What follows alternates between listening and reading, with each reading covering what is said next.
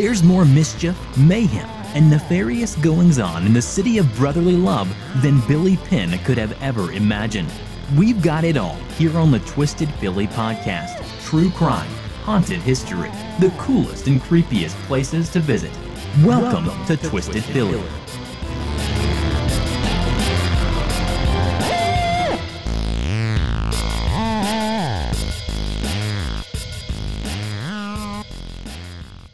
Hey Twisters, what up? I'm Dina Marie, the host of the Twisted Philly podcast, and today's episode is a little different. Actually, it's a lot different because today, I'm getting all excited now. Today I have a very special co-host, which is something I've never had before, and I'm so fucking excited to have someone host with me, especially someone who has become one of my best friends, and I'm looking at her beautiful face right now. Now, I'm not going to say who it is.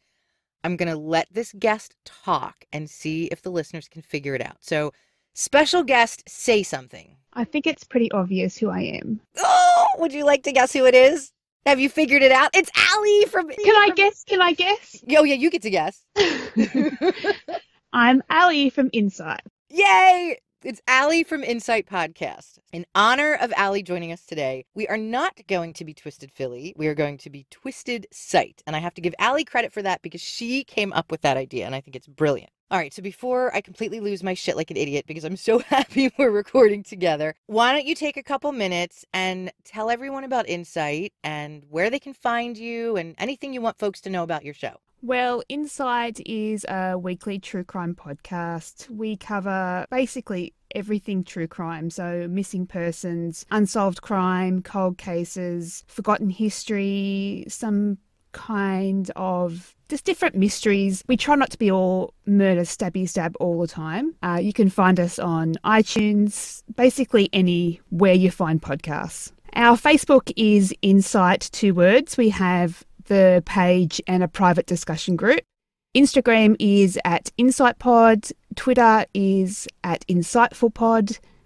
And I think that's it. What I love about your discussion group, besides everything that you guys share about cases that you've covered and what members post about cases that either you've already talked about or cases that they have interest in, is all the Australian animals that people post to that page. Our group is so cute. I love it. Awesome. It's awesome. There was a video that got posted just this week of a kangaroo petting a dog. And so everybody really acknowledges your Australian heritage, which I think is so fucking cute. And the baby wombat. Oh, the baby wombat. I wish they would stay small like that, like little teeny tiny teacup pigs. But I don't think teacup pigs stay small either. I think they get big too. When they grow, they're still so cute. How big do they get? Do you know? Like, I don't know. Like a dog, maybe? Big. No, bigger than a dog. Yeah, no, that wouldn't They're work massive. in my house. Big and fat and lazy, and I just want to be a wombat. It sounds like one of my dogs, big and fat and lazy. So Allie and I have been talking for a little while about recording together, and there was an episode that I had been working on, and I shared the topic with Allie, and she really liked it, and she had a great story of her own, similar topic, so the timing was sort of perfect. And, you know, obviously we both enjoy true crime. Allie's show is all true crime. My show is heavy true crime. We're both moms, and yes. American Mother's Day was just last week. Did you guys have Mother's Day last week too, or is it a different time? Same day. Okay, same day. So Universal Mother's Day was last week, and I was sick. I had no voice. In honor of Mother's Day, we are doing a belated true crime show, and we are talking about kids who kill. Yeah, because that's a happy topic for Mother's Day. But it's definitely twisted. So I had messaged Allie earlier this week to say, okay, which one of us gets to go first? And she said she really didn't care. So I'm going to ask her again. Do you want me to go first? Do you want to go first? I'll go first. Okay, let's give Allie some sisterly affection. She is our guest. And Allie, the mic is yours. Thank you.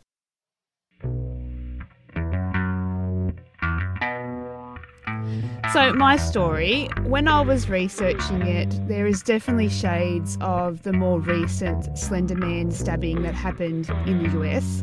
Unfortunately, in this case, the victim didn't survive, but the themes are definitely similar in that there seems to be serious mental health issues at play, possibly brought on by significant drug use, and there's also an unhealthy codependent relationship at play.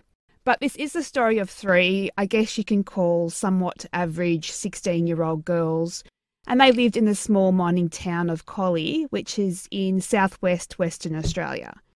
And besides the victim's name, the other names that I will mention in this story, they have been changed because we're talking about minors here. These three girls were friends. We have two best friends, Julie and Brittany.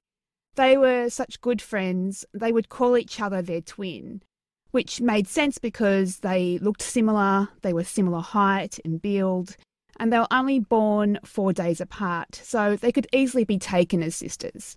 Both had difficult and troubled childhoods. Brittany's mother was a single mother from the time she was 3, and she worked long hours, so Brittany was alone a lot of the time. Julie's father died of a drug overdose when she was 4, and then her mother was killed in a car accident when she was 12. So Julie would bounce around from her stepfather's house to friends' houses to relatives' houses. She didn't last very long at any one place because there were behavioural issues and they couldn't manage her. So she didn't get put in foster care or anything. It was just different family members were trying to take care of her and it just wasn't working out. Exactly. And that's kind of the preferred method over here. Okay. So in December of 2003, Brittany begs her mother to let Julie move in with them, which her mother wasn't a fan of, but she eventually gives in. And things go great for a while, but it isn't long before Brittany's mum comes home from work and there might be something like 15 kids there playing loud music and taking drugs and drinking. Oh, hell no. And there is one occasion where the two girls were seen in the house. They were throwing live matches around the house. Oh, my God. Like, that's Exactly. a really bad idea. And then by mid-2004, Brittany had started self-harming and Julie had moved on by this time. She was living at a farm owned by a family friend of hers. And not long after she moved out, she attempted suicide. And this was all blamed on her separation from Brittany. And then she basically just stopped going to school. She stopped contacting other family members. She kind of isolated herself. And then there were rumours that Brittany and Julie were going to commit suicide together by jumping off the biggest building in Collie. Brittany's mother tried to keep a tighter leash on her, but with her work hours, she was working long days, and she had to because she was the sole income provider. It was hard, if not impossible. So the final straw was in November of 2005 when Brittany came home with a girl she was skipping school with, and she wanted this girl to stay the night. When her mother refused, Brittany ran away from home. Brittany refused to come home, and with all her skipping school, she was placed in state care. And her accommodation, it was a caravan in the front yard with the third girl in this story. So the third girl is another friend of theirs, Eliza Jane Davis, and she actually wasn't quite 16 yet. Her birthday was the following month after the crime happened. But Eliza's story is similar to Brittany and Julie's, as in she had a difficult upbringing and she started experimenting with drugs and she dropped out of school. Is it easy for kids to get their hands on drugs in that part of Australia? Is it just... In small country towns, it is easier. Basically, that you don't have anything else to do. I mean, we see the same thing, I think, over here in the States. People think, oh, the big cities like Philly, New York, D.C., they have a lot of drugs, but, you know, out in the country areas or the rural areas, it's not as much. But you find that it's almost the same. To your point, there's nothing much else to do. I grew up in a country town, and even though that wasn't my scene, I was a bit of a square. I know a lot of my friends, that's what they did. So we'll fast forward to January 2006. Julie and Brittany were still in constant contact. They were smoking large amounts of cannabis and they were taking ecstasy or whatever else they could get their hands on. Neither girl was working or studying, and Brittany's behaviour was becoming increasingly disturbed. I did read there was one occasion where she found a homeless kitten, and when it got sick, she killed it and left it on the kitchen table of the home she was living at the time. And then in April, Julie moved up to Perth, which is 200 kilometres or 125 miles, to live with her godmother, and then she moved on to live with her foster brother. But by mid-June, she was back in Collie to go to a party with Brittany and Eliza. That night, Eliza coloured and cut Brittany's hair, and they were doing just typical girly things you do before you go out. And Julie seemed to take offence to this. It was almost like she was jealous because she thought she was being replaced. So this night, we're at June 17, 2006. The girls went to a party where they did take some hardcore drugs. They were taking methamphetamines. They came back to the house Brittany was living at, and around 4 a.m, Eliza goes to sleep in the spare room, and the 2 other girls sleep in Brittany's room. The following morning, Julie and Brittany wake up before Eliza. They get to talking about Eliza, and according to court transcripts, they just decide to kill her. And this isn't the first time the 2 girls had discussed killing someone. It was a topic they often spoke about, who they would kill and how they would do it.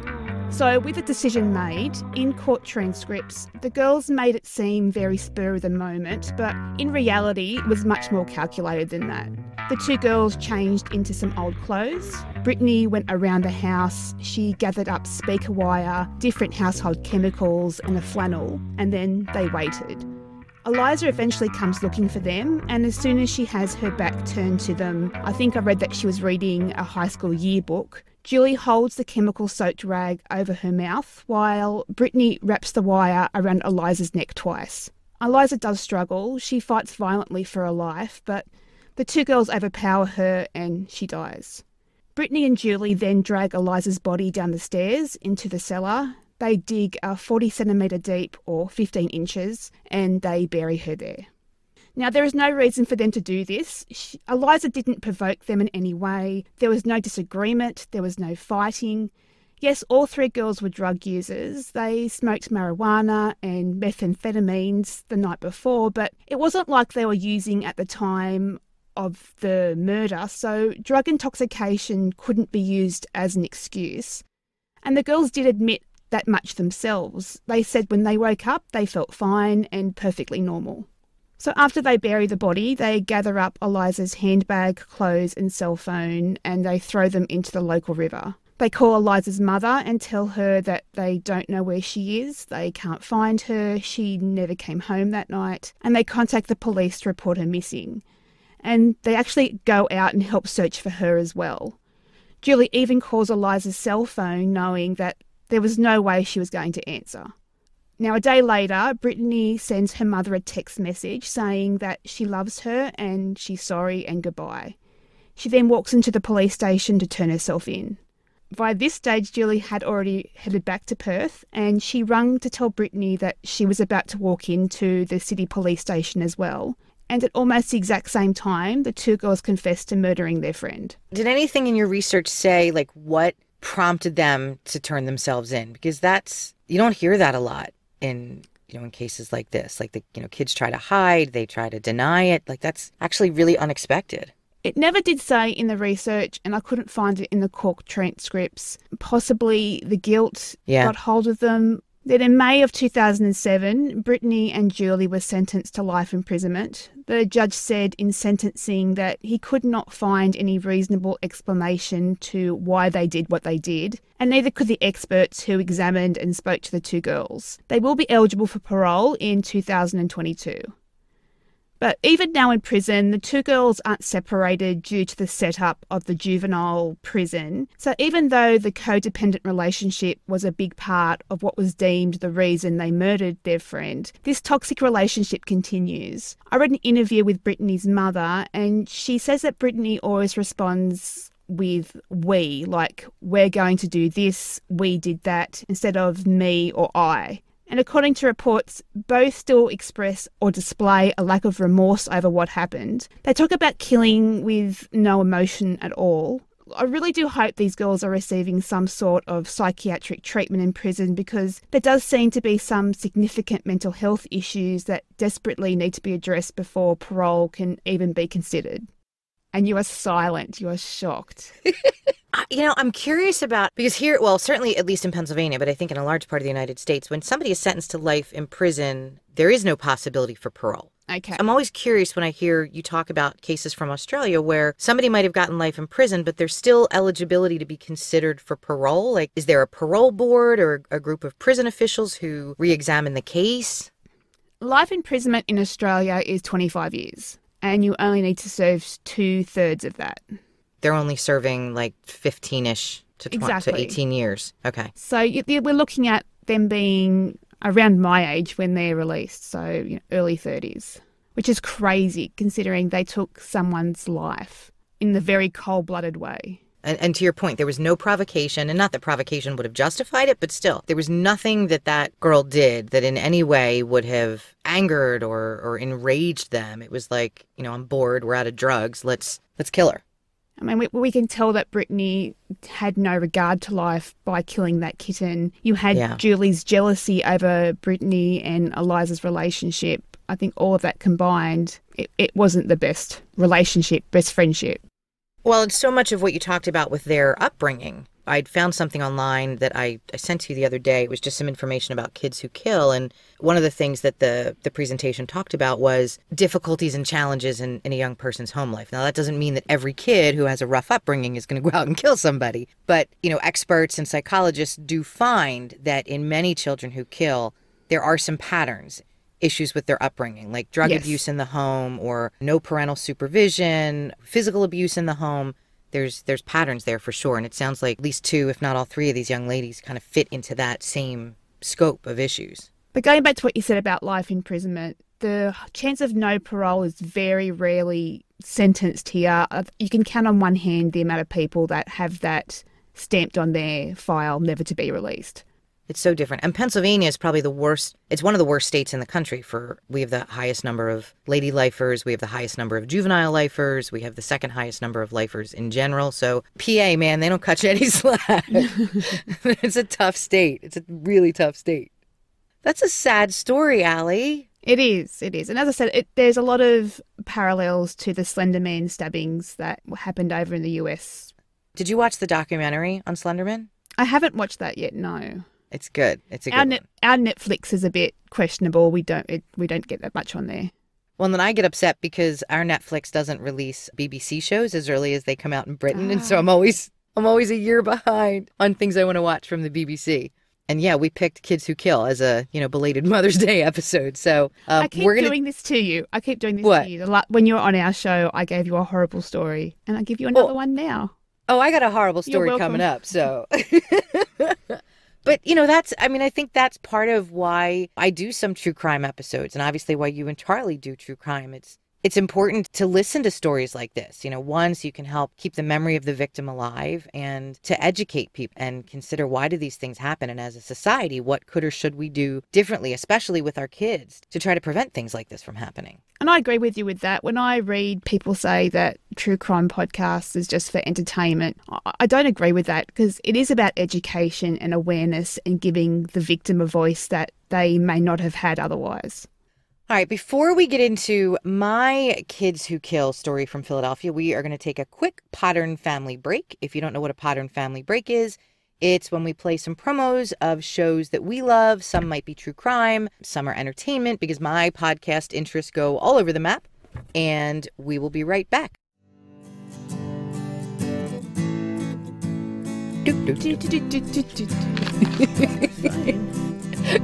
This is the entertainment portion. Allie and I are going to sing.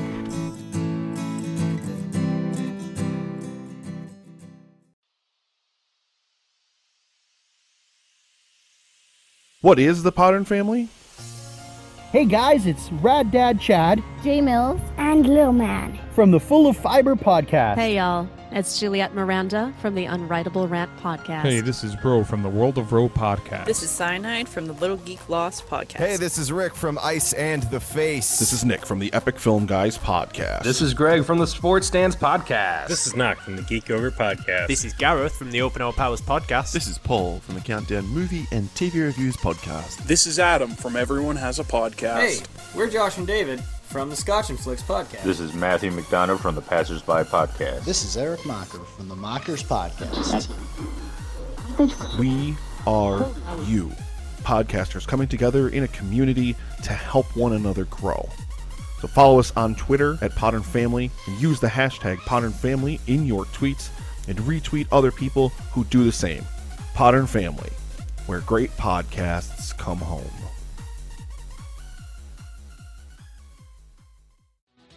Hi, this is Christy Lee of the Canadian True Crime Podcast. Join me for a journey through many of the most heinous and shocking crimes in recent Canadian history, starting with Paul Bernardo and Karla Homolka. You can find me on your favorite podcast app, Facebook or Twitter. Just search for Canadian True Crime. Thanks to Twisted Philly for having me on the show. And we're back. When I talked to Allie this week about the story that I was going to share, I said it was maddening, and it's definitely sad for sure, and it's heartbreaking, and it also pisses me the fuck off. This story takes place in a section of Philadelphia called Fishtown. Allie, any comments about a town name? Yeah, it's called Fishtown. I'm going to throw a little history in because I always want to include history whenever I can. So the locals know exactly where this section of Philadelphia lies, but not everyone may know why it's called Fishtown. It got its name back in the 1800s when German immigrants bought fishing rights along the Delaware River. And the Delaware runs through Philadelphia between Jersey and the Philadelphia city limits. It's an area that was known for shad fishing. Shad fishing. It was an area known for shad fishing. What's shad fishing? I had no idea what shad was, even though I eat like a ton of fish on a very frequent basis. And even though it's totally irrelevant to the story, I had to find out. Shad are a type of herring, and they're considered forager fishes. And apparently they're fun for sport fishing because they jump out of the water. Oh, cool. I had no idea we even had these outside of Philadelphia. So Fishtown is known as kind of a tough but really hardworking community. It's a pretty blue-collar community, and it's gone through a lot of ups and downs in the last 50 years. But today, it's a pretty cool part of the city. And a little over 10 years ago, Fishtown became infamous throughout the country because of the murder of a kid named Jason Sweeney.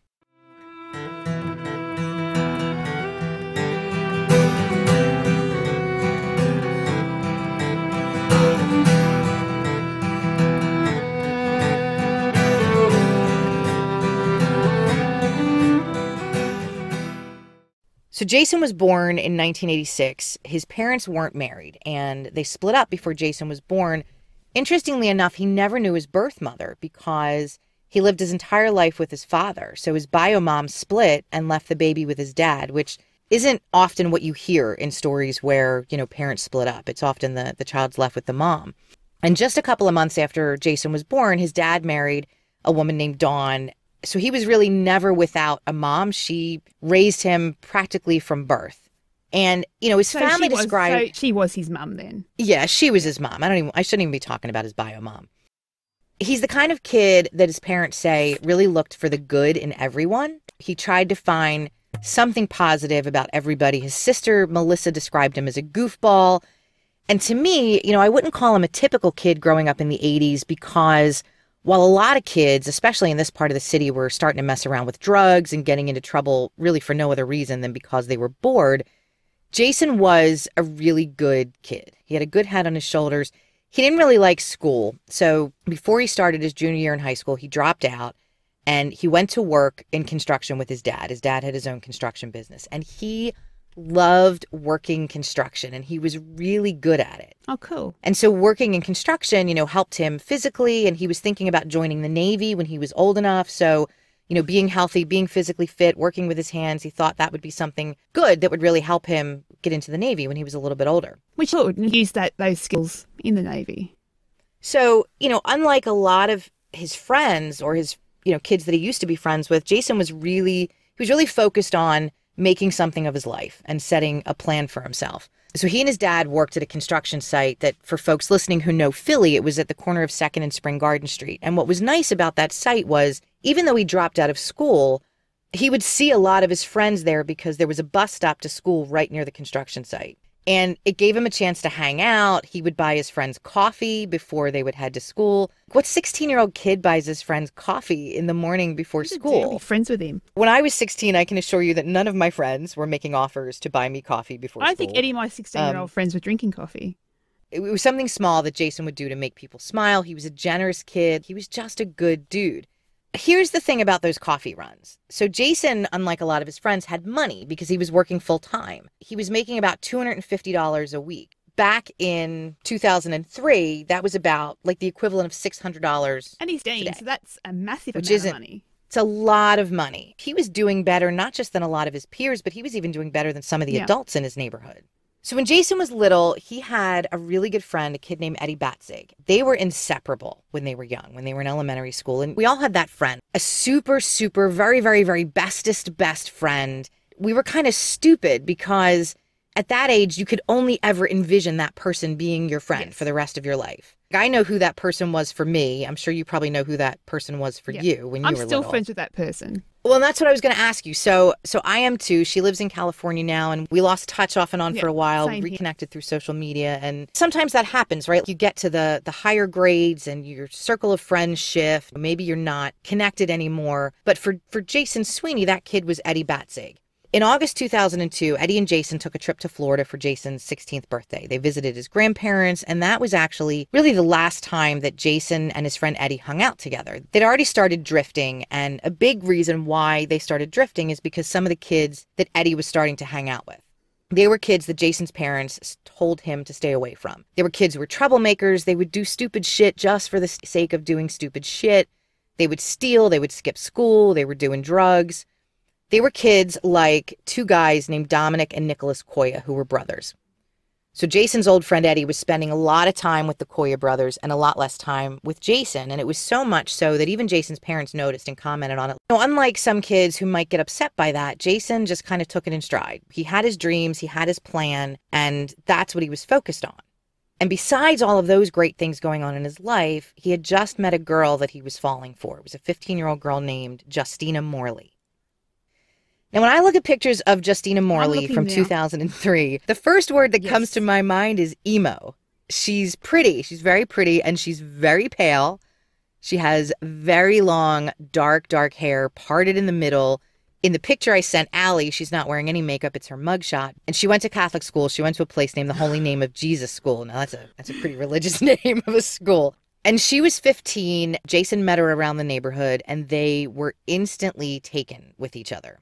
That summer, he had only known Justina for a few weeks, but he felt strongly enough about her that he talked to his mother about her. He told his mom, I met this really great girl, and she's really sweet, and I think you're going to really like her. I want to bring her home to meet you and Dad. Again, I think that just shows the kind of young man that Jason Sweeney was, because not a lot of 16-year-old boys would be talking to their mom about a girl they just met and wanting to bring her home. He was living as an adult, so I think he was very mature. His parents, Dawn and Paul Sweeney, did eventually meet Justina, but it wasn't in the way that Jason ever envisioned. So the next day was Friday, May 30th. Jason went to work, and it was payday. So he had 2 weeks worth of construction pay on him. He had $500. And then he went out after work. He didn't give his parents specifics about where he was going. You know, like you said, he was a mature kid. They weren't policing him. He said there might be a party at somebody's house that he would want to hit up. When his parents woke up the next morning, Jason wasn't home. Because he was such a good kid, they called the police and they filed a missing persons report.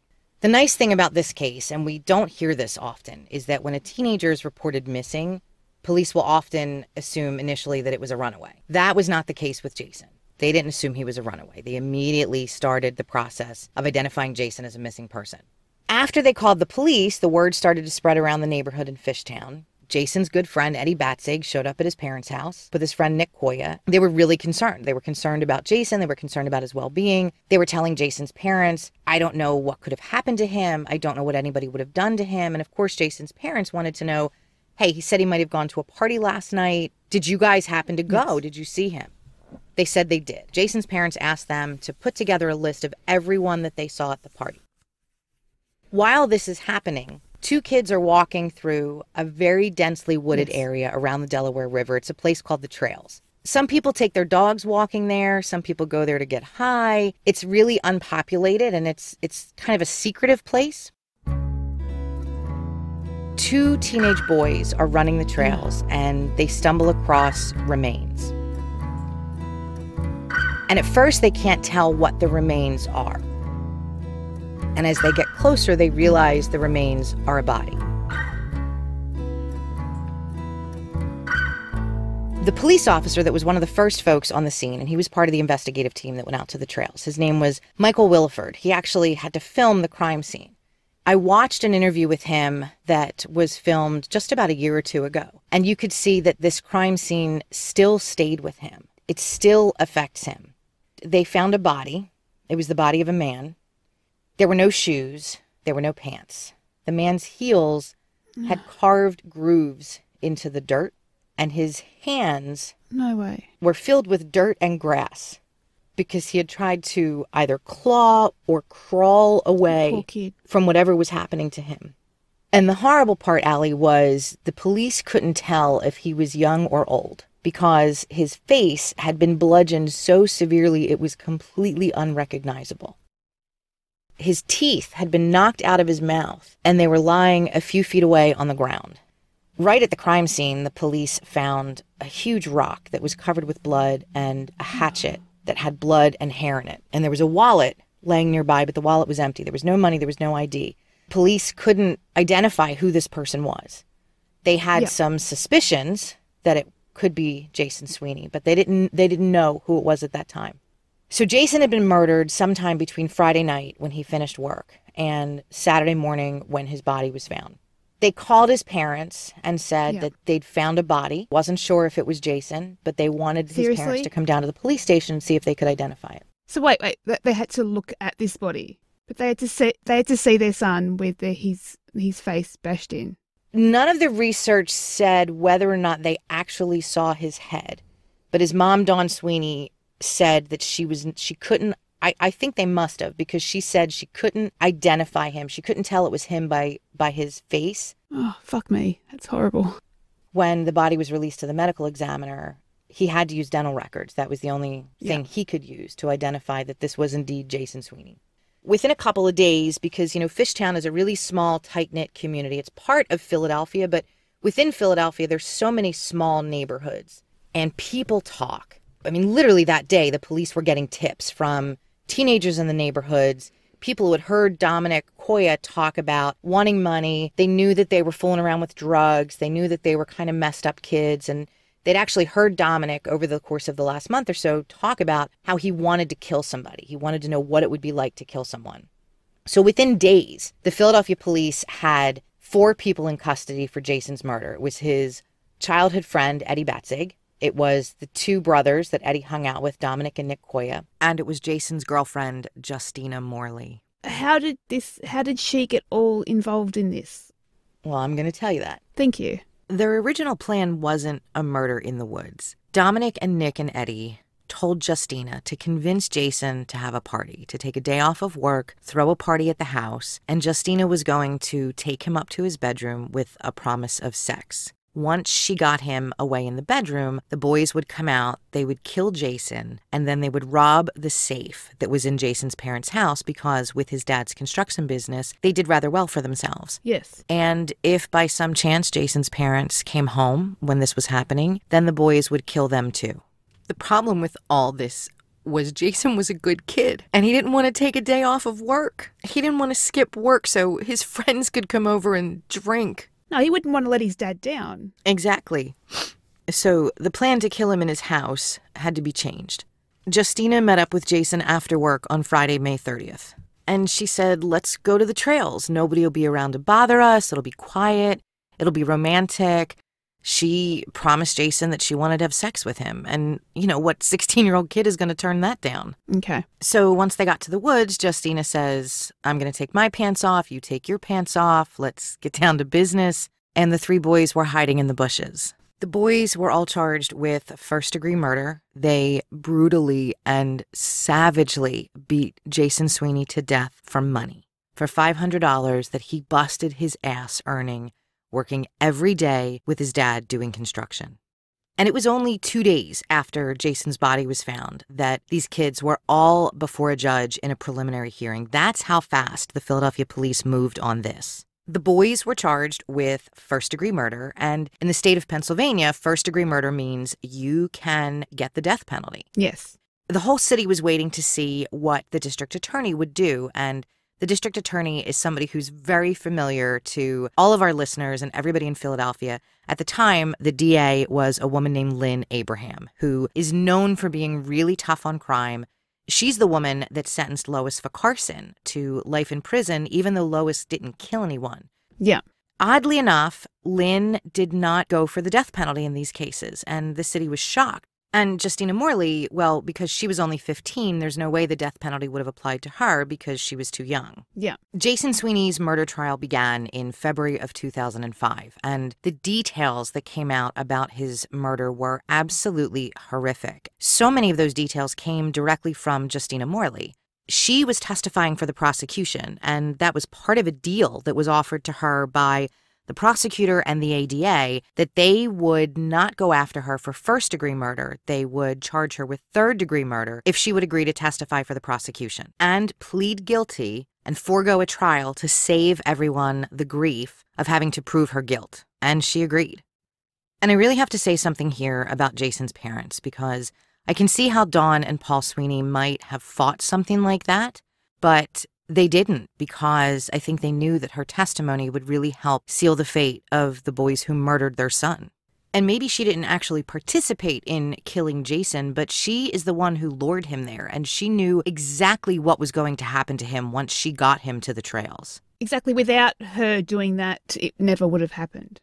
Right. He never would have gone to the trails if Justina hadn't invited him to go there. Well, it may not, but... Yeah, they could have gotten him at some point, but he wouldn't have been there unless it was because of her. When all of the information about how Jason Sweeney died came out in the trial, the judge said it was like something out of the dark ages. And Judy Conroy, who was the Philadelphia Assistant District Attorney, I know, Allie, that name probably doesn't mean much to you, but there's folks in Philly that definitely remember her name.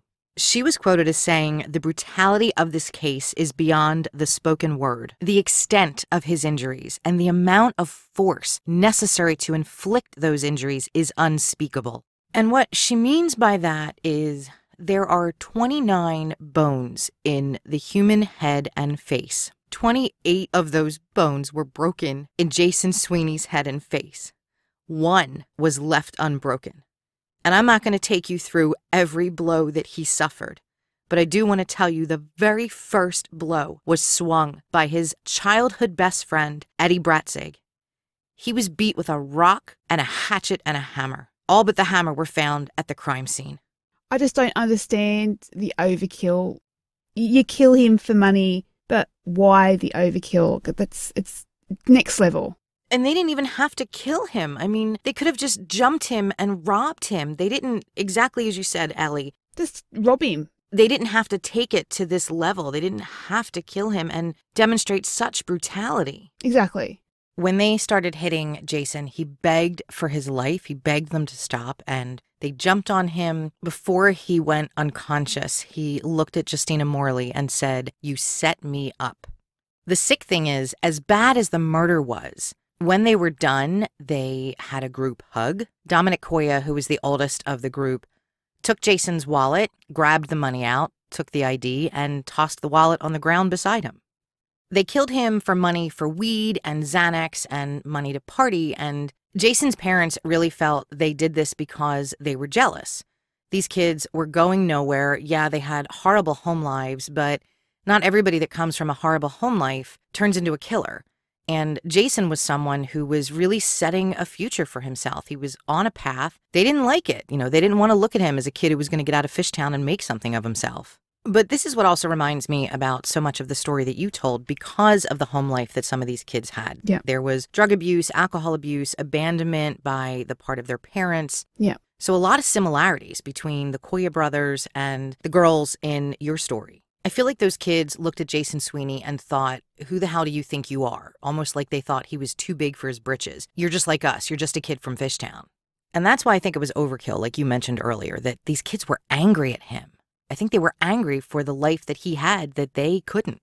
Which is a cop-out. They could do exactly what he did. Of course they could. It's a cop-out. They're blaming their circumstances when they had an opportunity to make different choices. Exactly. During her testimony, Justina Morley was required to read from a mountain of letters that she wrote the defendants while they were all incarcerated. And so here's the really fucked up part about this. Before Jason's murder, she had sex with both Eddie Bratzig and Nick Koya. Then she decided Dominic Koya was the one that she really wanted. So she was going to have sex with him too, but she wanted to get pregnant by both of the brothers. She wanted to have both Nick and Dominic impregnate her, and then she could have both their babies and raise the babies once she got out of jail.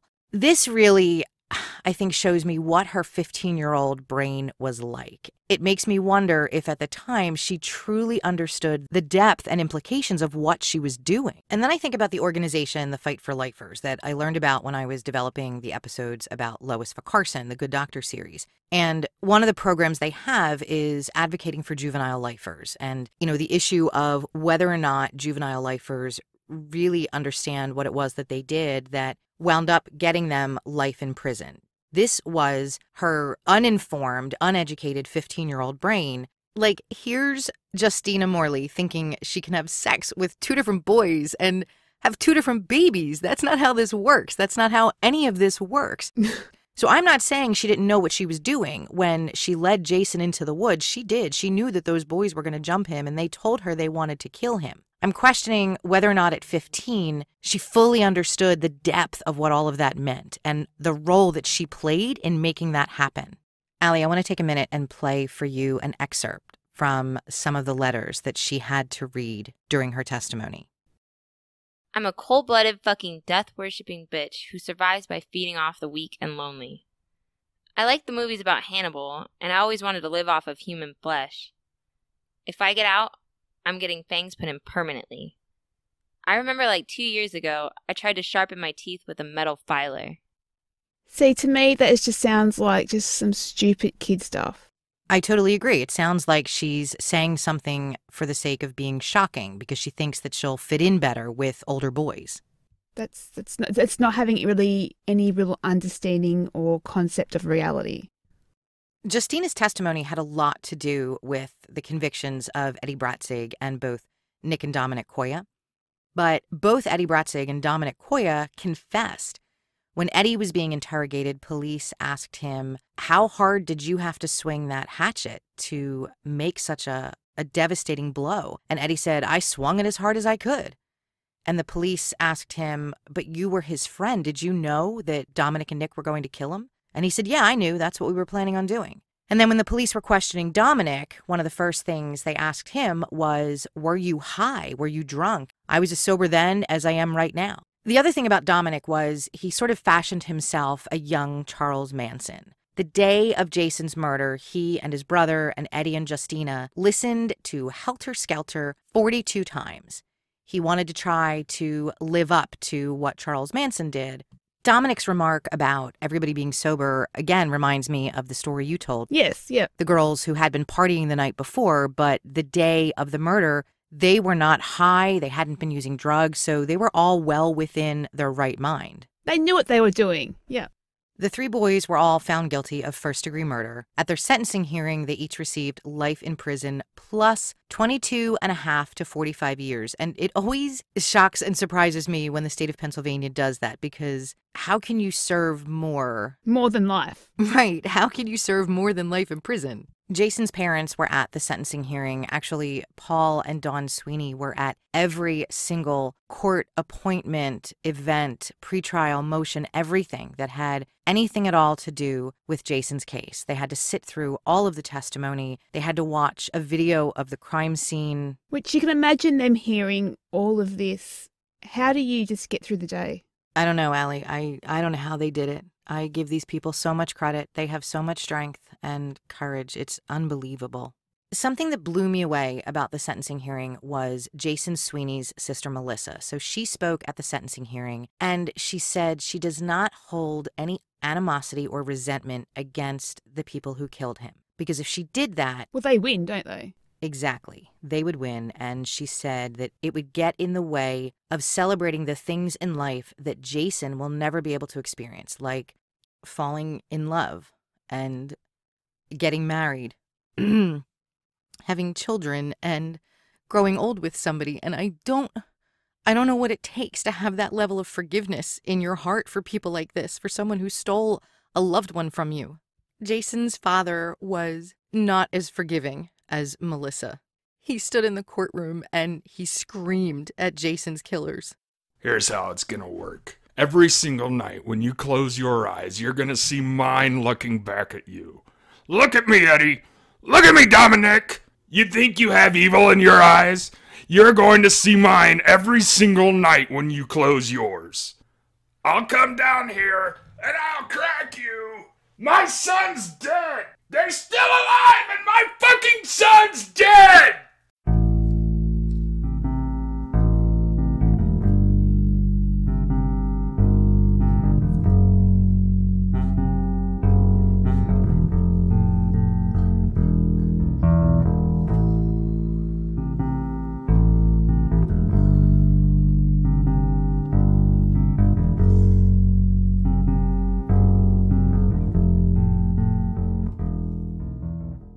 Jason's father says all that.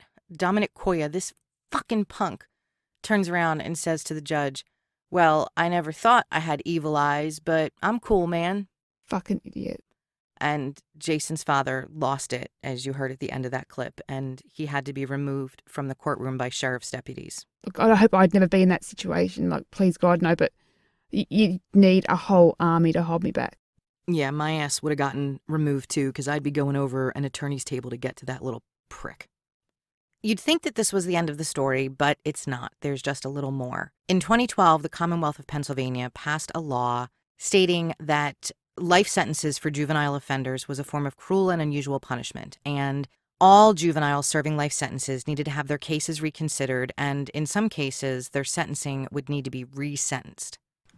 Now, Dominic Koya wasn't eligible for resentencing because he was 17 at the time of the murder, but his brother Nick was because he was only 16. So for 2 days in February of 2015, Dawn and Paul Sweeney were back at court at Nick Koya's resentencing hearing, and the judge resentenced him to life in prison. Good. The judge said there were no circumstances that in any way indicated his life sentence should be vacated or changed. He planned the murder, he carried out the murder, and he'd done nothing in his time in jail since then to really demonstrate any level of remorse whatsoever. And Allie, you mentioned one of the young ladies in your story was going to be eligible for parole in 2022? Yes, that's correct. To be granted parole, though, she would have to show remorse and...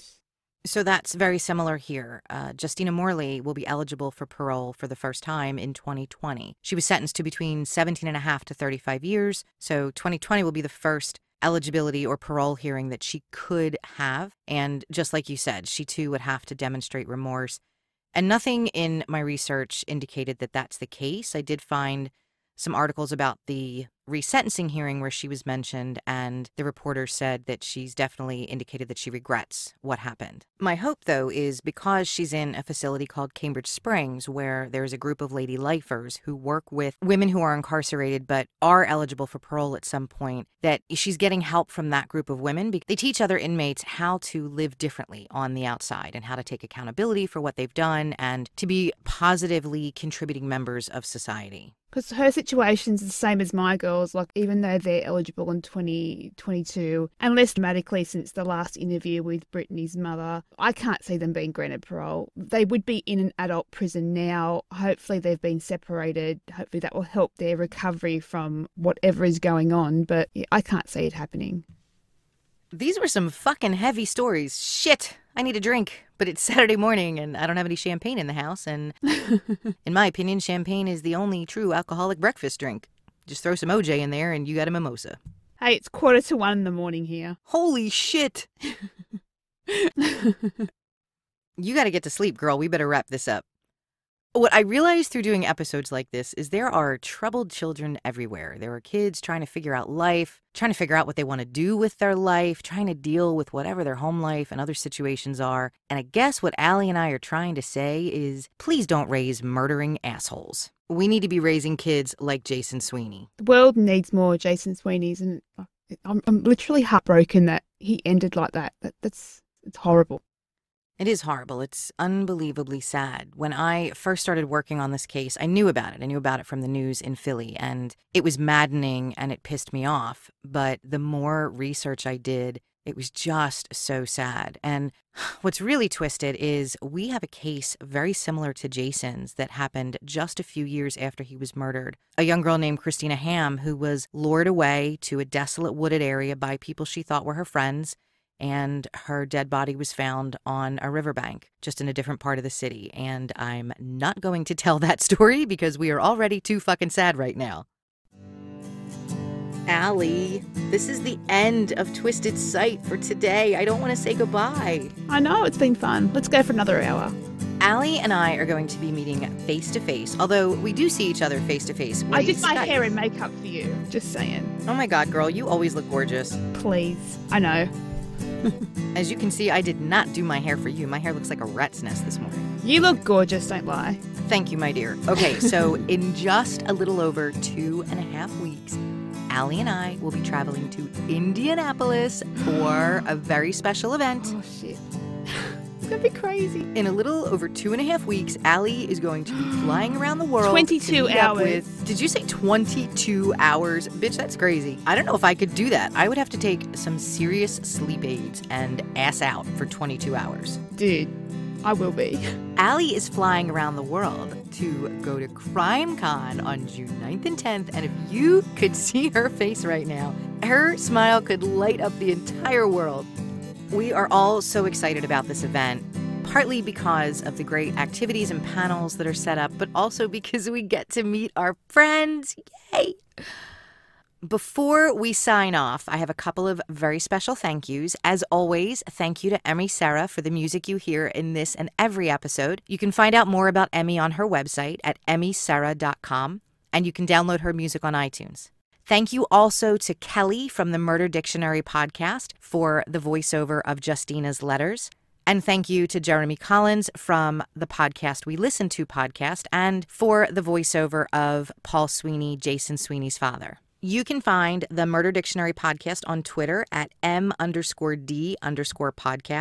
And you can find Podcasts We Listen To on Twitter at PWLT Podcast. You can listen to both of these shows on iTunes and really any podcast app. Allie, since you are our special guest, would you like to say goodbye, Twisted Philly style? Ciao for now, listeners.